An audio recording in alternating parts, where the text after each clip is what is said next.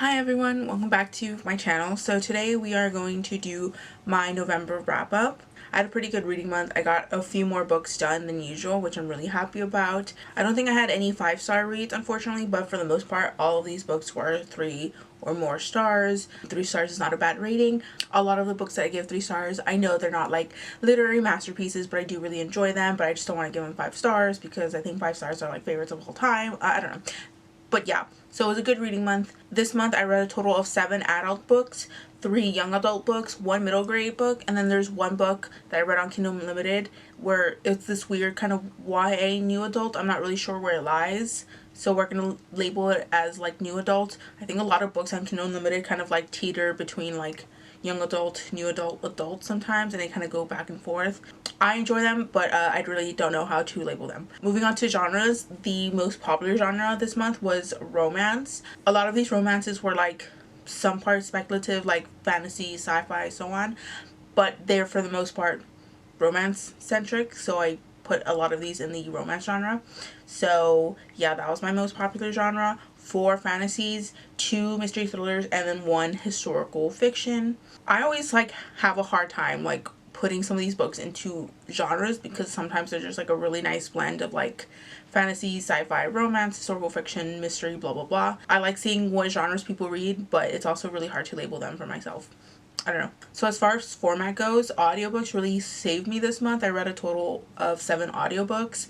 Earlier this month I could not do an audiobook for some reason. Now I'm just kind of like going through them pretty quickly, which is great for my reading, but strange I guess that was a sudden change for me. I read 5 ebooks and then 1 physical book. As far as like where I got these books, I only owned 1 of them. 3 I borrowed from Kindle Unlimited, and then 9 I borrowed from my library, which I'm glad that I'm using my library so much. I never thought I would, but I am. And the total pages read this month was 5,028 pages, and the average page length was about 387, give or take, for discrepancies. So the only book that I actually like physically read this month was Wicked Lovely by Melissa Marr. I actually have a video talking about this. This is like a throwback nostalgia review thing that I want to do, so all thoughts on that over there. But this does not really hold up for me. It was actually very frustrating to read. Didn't really like a majority of the content in this book. Both of the love interests were pretty garbage people. So the 1 middle grade that I read was Keeper of the Lost Cities, book 2, Exile by Shannon Messenger. This is a fairly popular middle grade series. So in the first book we follow Sophie, and she finds out that she is from a completely different world. I would say this is more like high fantasy for middle grade. So if you like fantasy series that are a bit more have a lot more content than what you typically find in like urban fantasies, I would recommend this one. I like high fantasies, but they do take a while to read, but since this is middle grade, I kind of fly through these. I really enjoy them. They're very like positive, uplifting, like a lot of middle grade is. It took me a while to get into it because the last book that I read, the first book in the series, was like a while ago, and I didn't really remember much before jumping into this one, but I eventually got the hang of it and I kind of started remembering things as I was reading. So the lowest rated book this month was a mystery thriller called Freshly Brewed Murder by Emmeline Duncan. I found this on my library. It was like a read now option. I didn't have to like wait to borrow this one, which is why I picked it up. This is like a cozy mystery, which I think I would like it, but first this book was like not good. The actual like mystery aspects didn't really come up a lot of the time. Like it felt more contemporary than mystery, and it was just very dull and not very exciting. I would probably say this is something like white noise, like background noise, if you don't really like want to focus on a story and you just want like to hear someone talk to you. Feel free to listen to this, but you could probably listen to something better. I don't know positives to say about this other than it was dull. I don't want to give it 1 star because it wasn't like terrible, but I wouldn't continue reading from this series. I think it's the first in a cozy mystery series, but in this one I forgot to talk about the plot. But the plot is our main character recently opened like a food truck where she sells coffee and like pastries excuse me, and someone murders someone in front of her food truck, fairly new into the business. So yeah, that's pretty much it. She's not law enforcement or anything, so yeah, she kind of just stumbles onto like information and like the mystery aspect. Meh. And then the other mystery thriller that I read this month was The Cousins by Karen M. McMannus. I really like Karen M. McManus's like YA mysteries. She usually does really good characters, and like all her other books, I did enjoy these characters as well. I wasn't super in love with the setup for this one. In this one, we have a group of cousins who come together to meet their grandmother that they've never really met before. Their parents have been cut off from their grandmother, their like wealthy grandmother, for reasons that they straight up like don't know. And so their children, our main characters, don't know their grandmother. And then they get a letter to go visit her, potentially like reform these bonds that were once broken. Again, we don't really know why they were cut off, but it took a while for me to really get into the mystery because we didn't really have anything too much to really focus on. I guess the big mystery like overall was like, why did they get cut off from their grandmother? But like that wasn't enough to keep me like super entertained until the latter half of the book, where we got some more like things to be like anxious about. I guess like there wasn't actually like huge thrills until like 50-60% of the book. It was a slow start, but the characters are solid.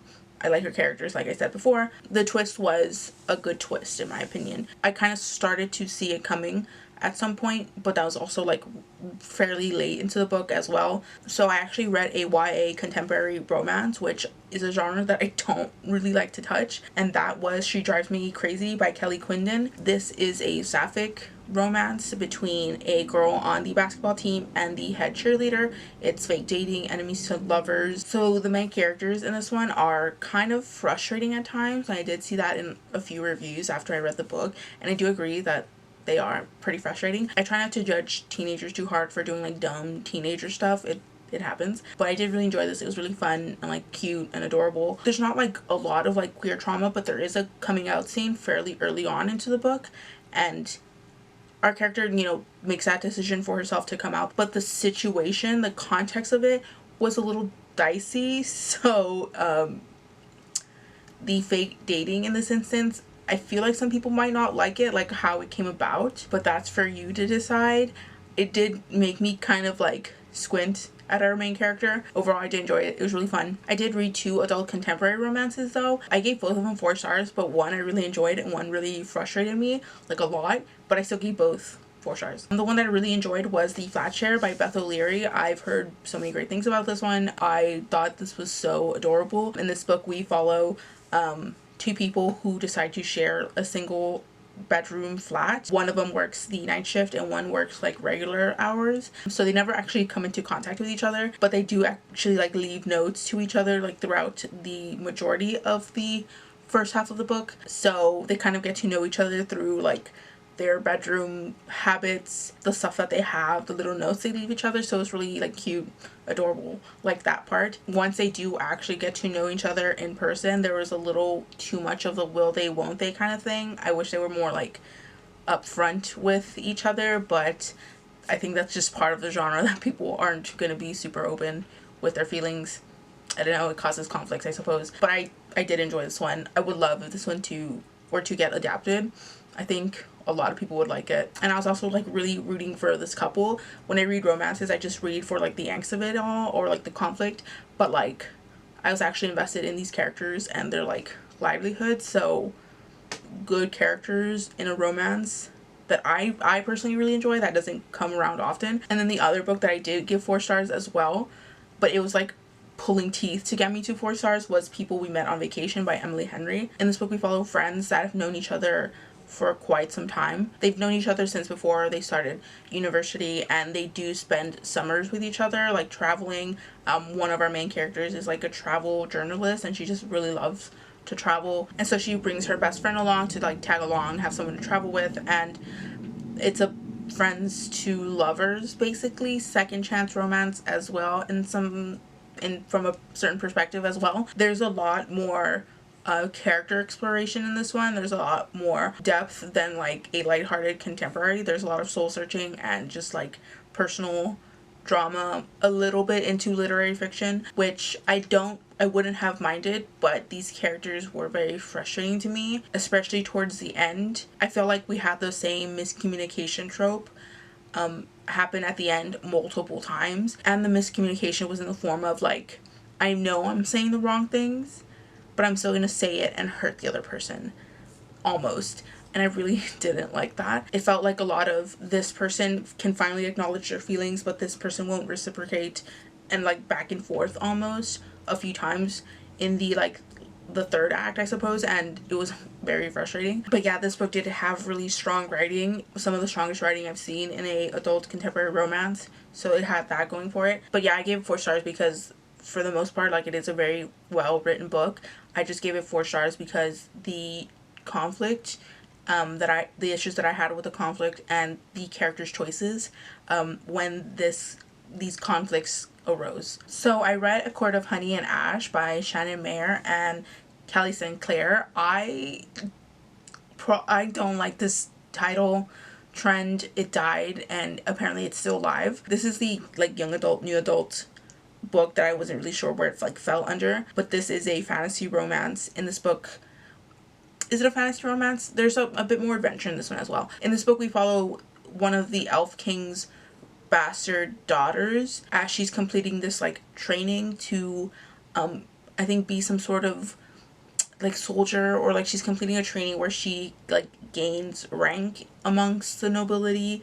And as she completes her training, the world of the Fae collapses and she's told that it's her fault. So she's like worried that someone's gonna find out. The King of the Seelie or Unseelie are gonna find out. I don't really remember too much of this. I did have fun reading it, which is why I gave it like 3 stars, but like substance wise, like it's nothing new that I haven't seen before. So our main character goes on the run, find out why Underhill fell and what her part is in all of this drama. Our main character is like one of those like tough girl characters. I hope I explained the story well because I myself don't really remember it well. The book was fine. It was like a very fine, okay, fantasy, fae, romance story. I might read the second book if I feel like it, but it's not at the top of my list right now. I finally read a Nalini Singh book, and that is Slave to Sensation, which is the first book in the Side Changeling series, which I've heard so much about. This is urban fantasy. In this book, we follow a few different groups of people. This takes place off in the far future, or the near future, I should say. And we follow changelings, which are like basically shapeshifters. And then we follow Sai, which are people that have like telekinetic abilities, and they also suppress their emotions. And if you are found to have emotions among the Sai, you get like rehabilitated and basically get like turned into like a walking zombie with no like thoughts of your own, very much like a shell of a person. And we follow a character who is a Sai, and she's starting to experience feelings, and that puts her in a very dangerous space. And then she also meets a changeling who makes her feel certain things. It's urban fantasy, so I imagine that each book is probably going to have its own like central plot, and there's going to be some sort of like connecting thread between all of them. I enjoyed this one. I gave it 3 stars. It wasn't like my favorite conflict, but I did really enjoy this new world that I am excited to like continue into. I imagine this is going to be like one of those like urban fantasy series that, while I enjoy, aren't ever really going to be 5 stars. Maybe 1 or 2 might be a 5-star, but these are like fun to pass the time type reads. That's the vibe that I get from the series, which is fine. There's nothing wrong with that. Let's take a break from like fantasy and romance and talk about The Lost Apothecary by Sarah Penner. This one I picked up on a whim. I saw that it was available now to listen to from my library, and I was like, sure, why not? It was a fairly short audiobook. In this book, we follow 2 different timeline perspectives. In the present day timeline, we follow a woman who's recently found out that her husband has cheated on her, like on the eve of this big London trip that they'd been planning. So she goes off on her own to kind of like soul search, do this thing that she's been wanting to do. She's been wanting to travel for so long, and she's not going to give that up because her husband's a dick. In the second timeline, we follow a woman who runs an apothecary, and what she does is create like tinctures and things for mostly women when they need help with their like health, reproductive stuff.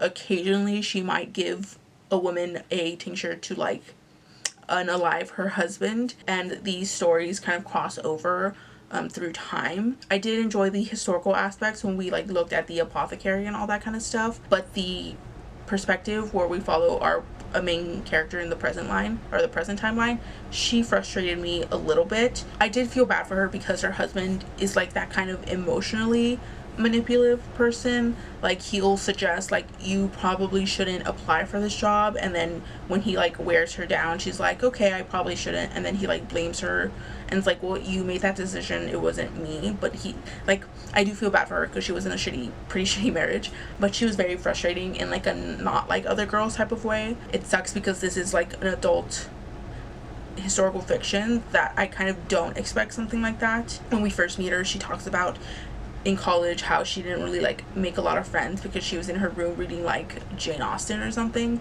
which like Jane Austen is incredibly like popular, and why wouldn't you have friends even if you were more of a homebody? Like, if you don't have friends, that sucks, but it's not because you read Jane Austen, you know? Like, that was immediately like a red flag for me. But also, she is she has a degree in history, and she only has her undergrad degree like I do as well. And she talked about how much she loved doing research, which I did as well. I thought I was really going to relate to her because of we have a few things in common. And then she talked about, while she loved her history classes, she really didn't like how her professors and her classmates were only interested in studying kings and queens and like major movements, countries, and things like that. How she really wanted to focus on the forgotten history. I have a huge problem with this, and it really bothered me and rubbed me the wrong way. Again, probably because I have a connection to this as well. I don't know where our character comes off thinking that she's the only one who gives a shit about forgotten history. This is like wrong on a few levels for me. If you're an undergrad like I was, you're probably gonna have to take classes that are more broad stroke classes like Western Civ Part 1 and 2, World History Part 1 and 2. She's American, like you'll probably take something like America before and after the Civil War. She might take a class that focuses on the history of her particular state where she grew up. I don't really remember. I think it was like the Midwest somewhere.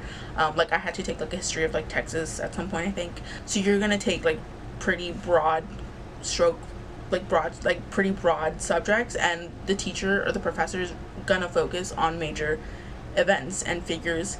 It is what it is. As you get older and you go into your master's and doctorate, then you get to focus on the smaller characters in history that are forgotten. And that isn't to say that history has always been super inclusive of people who weren't kings and queens and politicians and all that kind of stuff. It definitely hasn't, but the historical record also doesn't just have a bunch of stuff from like the peasantry and all that kind of stuff. You're just not going to find as much compared to a king, for example. And it sucks, but that's what it is. Also, like, most of my professors also like had their own focus. Like, yeah, they taught world history, but they also like had their own little niche subject that they wrote about to get their PhDs. Like, she's not special is basically what I'm getting at. And also, like, for her to say like, I only care about the forgotten history, as if like people aren't studying like Black history, Indigenous history, LGBT history, women's history, so on and so forth. Like, you're not special, girl. Like, if you actually went to college, you know this. It was just a really frustrating mentality to read, because now more than ever historians are trying to focus more well, I mean, it depends on the historian, but historians do like focusing more on individuals that are forgotten as opposed to like kings and queens. You probably wouldn't have gotten that decades ago, but like definitely now in 2020, whenever this book was released, you will find people who are interested in people who aren't like Napoleon or whatever. So that was just really refreshing to read. Sorry for the rant, but that really like rubbed me the wrong way. You might disagree, but that's my experience with undergrad history kind of stuff. I gave this one 3 stars. So I finally read my first Lynsay Sands book, and it wasn't her vampire series, which I would have assumed that would have been the first choice for me, but I read the Wrong Highlander, which is the 7th book in her Highlander Bride series. I didn't know that going in. I just kind of picked this up because it looked interesting. Didn't know it was like 7th in the series, but I also didn't need to read anything beforehand to get through this. I'm sure there was references to earlier books, but you could read this as it is and still enjoy the story and not really be confused. In this book, we follow a young woman. Her name is, I forgot her name.